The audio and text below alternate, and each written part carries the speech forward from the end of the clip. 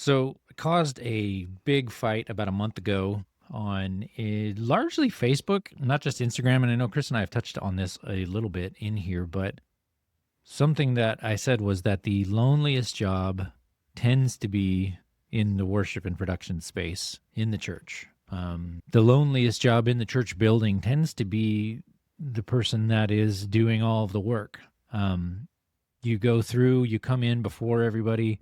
I've been a part of a conference called FILO, first in, last out. So if you're on the production team, especially, you come in, the worship team as well. If you think of it just at my church, I was at my own church for about 45 minutes on my own this past week, framing that subtly comes through the modern evangelical church that I certainly lived in, where it was, if I'm burnt out, then I'm not I'm not drawing from the Lord well, or you could say I'm not abiding well. I'm not doing my spiritual work well.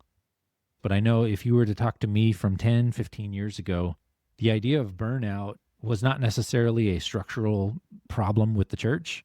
It would never be that there was too much being demanded of me at the church. It would always be, if I'm burning out, then I must not be aligning with what the Lord has for me, or I must not be spending enough quiet time. And this was one of the arguments that we ran into on Facebook often on that post. Again, go look at it, the loneliest job in the church building. But there were a lot of people that were arguing, if you've got a problem being lonely, or if you've got a problem being burnt out at the church, then that's actually you not spending enough time with the Lord. So you need to make sure you wake up earlier and have that quiet time.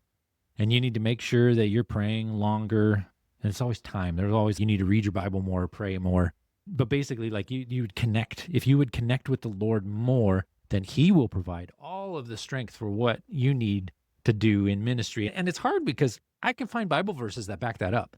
I can easily give verses that would talk about, yeah, I'll draw, my strength will rise when we wait upon the Lord, and we will rise up on wings like eagles. Just everlasting God stuck in my head now. For those of you that have been here for a while in this worship ministry space, but we lean on these verses that kind of become like towels at Hobby Lobby. And then it becomes like when we actually are having difficulty in life, or we're actually overworked, which, spoiler, a lot of churches tend to overwork people, part-time, full-time, volunteer. When we get ourselves stuck in a place of being overworked like that, then it becomes a spiritual problem, because now I'm feeling tired and I'm feeling like maybe I need a break. But if I do that, then I must not be connected to the Lord well. If I'm tired, then it's implied that I am doing the work for myself, because tired would mean that I'm running on my own strength. And if I was actually doing it for the Lord, if I was doing it for Jesus, then I would not be tired. I would not be burnt out. It nearly buried me in ministry, because it turns every honest moment of weariness into proof of some sort of a spiritual failing. And I know in a number of conversations that I have with worship leaders, it silences them when we talk about being burnt out equals not abiding right with the Lord, or not having a good enough relationship with the Lord. It takes that honesty of coming in and saying, I'm just tired, and it silences that. And then it becomes a spiritual issue. And in a lot of ways, most pastors, if you would talk to the senior pastors about this, they would not want to frame it that way. But again, as church leaders, we all kind of get ourselves comfortable with not pushing on that. Because if I push on that, then I have to have the drummer not play. And if the drummer doesn't play, then I don't have a full band. And if I don't have a full band, then my senior pastor's mad at me. And again, I'm not saying that's not the case right now at all at my church, but I've certainly been in situations like that. And early on, like when I started ministry, especially, like I wanted to be a pastor really badly. So I was the intern, and then I was an associate worship leader, and then I was a worship leader. And the next step for me was to become that pastor. And I really wanted to be a pastor really bad. And when I finally became a pastor, like my identity and my role became who I was. And every wobble that came along in doing that role ended up being a wobble to myself, because I was not actually just connecting. Again, I'm saying the abiding, but I was not drawing from the Lord for my identity. And that's a little bit of the difference. I shared a story about how even just a few months ago, my pastor at the church I'm at here currently sat me down and said, hey, I'd love for you to take a couple months off from planning, being on the worship team, all of that. And immediately, like my identity was just absolutely thrashed, because I brought with me some church baggage And I'm sure those of you that are watching this live or even watching the playback, like we bring church baggage. We bring baggage. Maybe that's the better way to say it. So when my pastor was like, hey, I'd love for you to take a break, I immediately was like, what did I do? Where is this going? I've seen this happen to myself and to others. I've been down this road before. Here we go.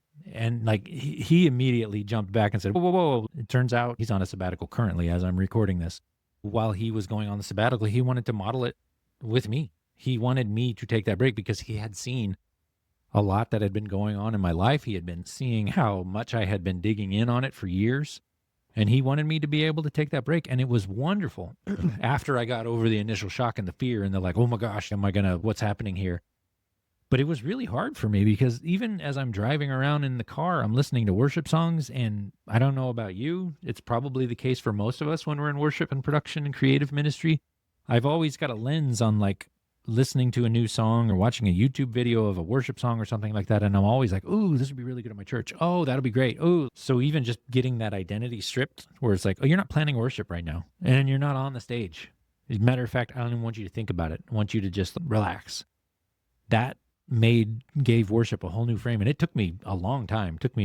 I'm probably still not even there, but because I'm back to planning worship at this point, but it really dug into me needing to make a conscious decision to actually worship God in the car while I'm listening to the latest Elevation or anything like that, rather than coming with the frame of, is this song going to be valuable at my church? How can we sing this? Rather than bringing that frame, I just was connecting with God in the songs. If my story is of any help to you, it's just to at least recognize the fact that we're intrinsically kind of tied to the role that we have. And for good or for ill, we really make ourselves who we are as a leader. And I think a lot of times just recognizing that and just saying it out loud can be enough of a step for us to be able to try to unfuse that. You don't need 2 months off. Maybe you do. Maybe that's something you could talk to your pastor, but at least just recognizing the fact that you draw from yourself your identity in what you do.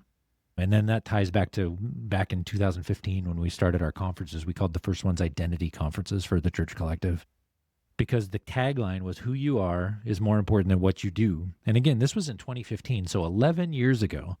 And I'm saying that out loud and I'm like, oh crap. I don't think I even understood what we were saying. It was a catchy line, but here 11 years later, I was like, oh man, 2015 Ryan would say that who he is more important than what he does, but he didn't live it. He didn't believe it. He didn't function like that because he was busy trying to prove himself as his church. He was busy launching the church collective and putting these conferences together and feeling really good about himself, about gathering all these people together. And again, those were all amazing things. The church collective still exists today. We exist today because of some of the steps that we took in 2013, 14, 15. Chris, my best friend, would not know him were it not for starting the church collective and we've done some amazing ministry. And I can't thank those of you enough that support us, even those of you that come in here. It's amazing what's happened with here. But I wish I would have genuinely taken to heart what I was saying, because it just felt good to say it. And then I proceeded to do big church for years. And again, nothing wrong with big church. Love the church I came from. Love the church I'm at now. Love every church that I've been a part of. Amazing things have happened at each and every one of them. But I definitely, me personally, fused myself into who I was. Even myself, I moved into being a professor. And then I got the PhD. It's over on the wall right there. Whatever I have there can be what I tie myself into for my identity. And we need to be really careful that we don't tie ourselves all the way into it. Paul talks about abiding, and he abided in all kinds of situations, but he even said in 2 Corinthians 1:8, he said that he's pressed on every side, burdened beyond our strength, despaired even for life. It wasn't, we would realize too that he has gone through a lot. John 16:32 says, you will leave me alone, yet I am not alone, because the Father is with me. He names the scattered and the company in one breath. And then in Gethsemane, on the loneliest night, Jesus takes the 3 closets closest that he has in them. He asks them to stay awake and watch with him, and comes back to find them asleep. Could you not watch with me 1 hour? He's the leader. He's carrying the weight. And so I've got a bunch of these verses here. In Hebrews 4:14 and 16, we have a high priest who's able to sympathize with our weakness, who was tempted in every way. The one who meets you in the booth knows the role from the inside. Say that again. The one who meets you in the booth, in the church, in the platform, on the stage, he knows the role from the inside. So Jesus knows the idea of loneliness. And just, I hope that's an encouragement to you. So a few more things to just hit, and then we'll wrap up this one. Practical things to remember. You cannot white knuckle your way out of isolation. You can't just feel like I'm going to work harder through it. You need to have honest conversations with your pastor. You need to have honest conversations with your team. I think this can often be the hardest one. We're talking about we need to tend to ourselves, which we do. But as the pastor shepherd, you need to also tend to the people on your team. You need to make sure that they're in a good spot. And that might mean, again, to pick on the drummer that I keep saying, it might mean letting your drummer take the time off. But it might be, hey, take a break. The irony of all of the questions that come into the church collective community that comes in here is that most of the people that come into the community talk about what they love the most is that they love their community, they love their church. But that's also the exact thing that starves worship leaders, production leaders, creative leaders of the energy that they need, because you love the community, but you're also responsible for it in some way. And you need to hold on to that. We were made to be with others. And I think that's important for even just in the church collective community. And this can be something that I talk about with leaders often is like a lot of times is that you need some community that's probably outside of your church. Because I think we get ourselves stuck trying to get all of our energy, all of our guidance from our direct report, be our creative pastor, our executive pastor, our senior pastor.